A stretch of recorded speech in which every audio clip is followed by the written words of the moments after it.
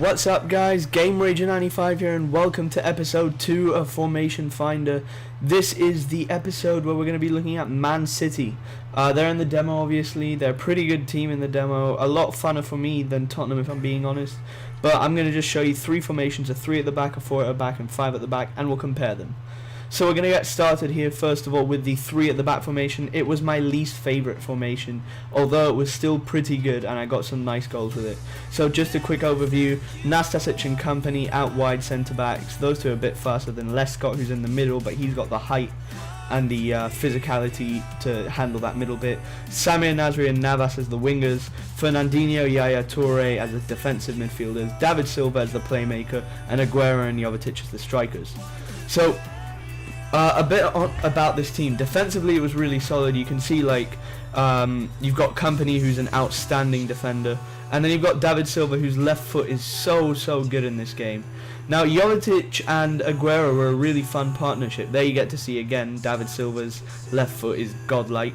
But yeah, they're a good partnership in attack, Aguero and Jovetic, and the reason is because Jovetic is a bit more ball playing, so you can release the ball forward for Aguero, who can time his runs and maybe a bit better, and it just works. But you'll see later on I do try out some other striker, Alvaro Negredo. He's the other Man City striker that's worth trying out really. You've got Zerkaa as well, but he's not as good as Negredo at doing the same thing.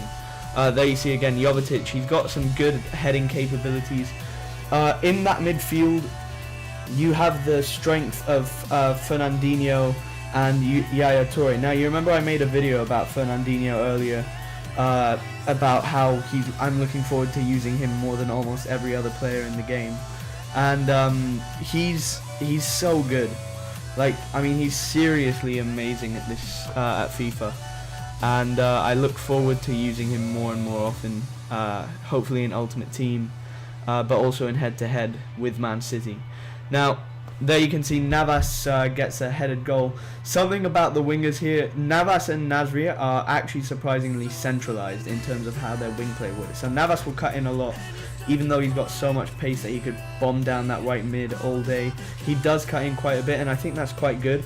However, in this formation, it's a bit difficult because it means you lose all sense of width. Now what I had to do is I had to force them back out, and you can see a lot of the goals have come from the wing. But to be honest, for 90% of the match, they weren't actually out there, which is quite annoying for me. It means that I don't have any counter-attacking options really, and I can't take advantage of the surprisingly good heading of Jovetic unless I force the wingers out, and I have to force the play out. Beautiful ball there from Aguero. Again, as I keep saying, vision in FIFA 14 seems to be very good with most players. Lennon doesn't seem like the sort of person who has the greatest vision, and neither does Aguero, but they always seem to create chances. That was a really good cutback header from Jovetic, and a great finish from Fernandinho into the top corner, bicycle kick style. Just as I keep saying, he's so good and I'm really looking forward to using him. Next up we've got a 4-2-3-1 formation. So this formation is a lot more wing-based than the other one, even though I did score so many goals with the other one on the wing. But the key to this formation is taking advantage of Clichy. And this is the case with this one and the next one. So Clichy and Michael Richards are the fullbacks, NepentheZ and company centre-backs, again Fernandinho and Toure defensive mids, Nasri and Navas as the wingers, David Silva and Negredo is the lone striker. And he is key to this formation success. You can take advantage of the width of this team just by having Negredo in this. Now, he is surprisingly fast for someone who's so good at heading. He's got 67 acceleration but 77 sprint speed. So he's got long distance, he's brilliant at running, and his finishing is incredible. So he's someone I definitely would enjoy using more and more as the lone striker. And for some reason he works incredibly well as a co-op striker with someone like Aguero. That big small partnership, I've never really been a fan of it in real life. I always prefer the lone striker, but it seems to work in FIFA, and if it does, I'm going to take advantage of it because it's such a good way to get goals. Here you have Negredo as the lone striker, as I said, and he's so successful here. Navas receives a brilliant through ball from from David Silva. The thing about the new game is that there are a lot of outside of the foot passes, and Navas takes advantage of it there and slots it away with his left foot brilliantly. And a lot of their goals seem to come from headed opportunities or good wing play in this formation, which is something I really enjoy. Centrally, however, the reason that this team isn't my favourite is because it just doesn't feel that strong defensively. There were a lot of gaps left by the motions of Michael Richards and Gael Clichy that meant I was very exposed for a lot of the time. And with the work rates of my defensive midfielders, I think Yaya Toure is a high or something, or just he doesn't seem to be the best work rates. I'm not sure, they might actually be quite good, but he always seems to be higher than he should be.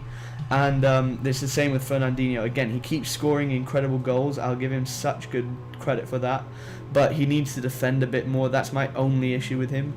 But it just means I've got two defenders for most of the match. And yeah, Company's incredible and everything, and Nastasic is really good, but it's sometimes not enough, especially on world class.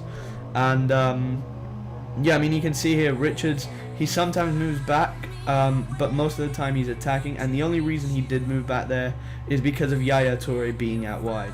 Navas has also got excellent strength. This is, again, a key feature for this game is the strength. Now, obviously, excessively fast players, they don't really need strength. But, I mean, 80 to 90, they do need a bit of strength. In any case, we'll move on to a 5-2-1-2 formation. And Gael Clichy and Zabaleta now take up the wing-back positions. Zabaleta is someone I wanted to try because he's a lot higher rated than Michael Richards. We've got that 3 at the back, centre-back formation again. So you got Nastasic, Lescott, Company, and in midfield you've got Yaya Toure, Fernandinho, and David Silva as the centre attacking midfielder. And then you got Negredo and Aguero as your two strikers. So that was what I was saying. I was trying it out and it worked so well. But my favourite player in this Man City team wasn't a striker, it wasn't a midfielder, it wasn't a centre-back. It was this man here, Gael Clichy. He is so good. He is unbelievable at this game. Like, I ran up the wing with him so much and crossed so many times, and it would just always go to someone's head. It was fantastic. He's got such good ability to read where the players are going to be, where their crossing position is going to be, and maybe that's down to how good the players are with positioning, but I'd like to think his crossing is immaculate. And again, Negredo also obviously incredible, but I still think Clichy's my favourite player here. Negredo is so good because he's got incredible finishing with his left foot, incredible shot power, and excellent sense of positioning, which helps him with his heading and things like that.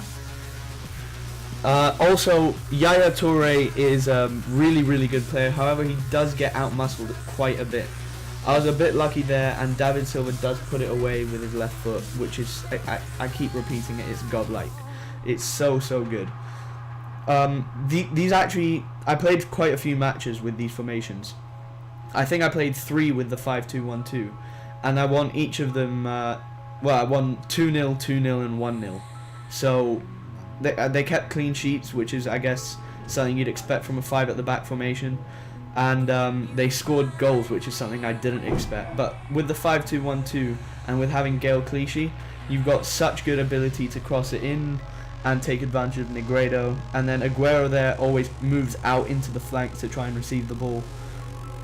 So it's such a well-balanced formation, and I think 5 at the back is going to be, once again, very overpowered this year, much like it was last year. Now again, Gael Clichy here beats his man, and he's off, and there's no stopping him. Like, Robinho can't catch up to him, Abate can't catch up to him, and he can get a ball in from here, which he does, and even Aguero manages to win a header and score a goal from a Clichy cross. That's how good his crossing is. So, yeah, there's one more goal I think in this compilation, and it's a great goal. A lot of fun dealing with that, and Negredo just cuts out and just very nice smashed it in to the far corner. And yeah, I mean, it's such a fun team to play as Man City, but the 5-2-1-2 is definitely the formation that I would recommend. And that is going to be the end of this video, guys. I really hope that you've enjoyed. In the next episode, you'll find out, put in the comment below who I should do in the next episode. from the demo. And until next time, guys, like and subscribe to keep up, and I will see you all later. Bye bye.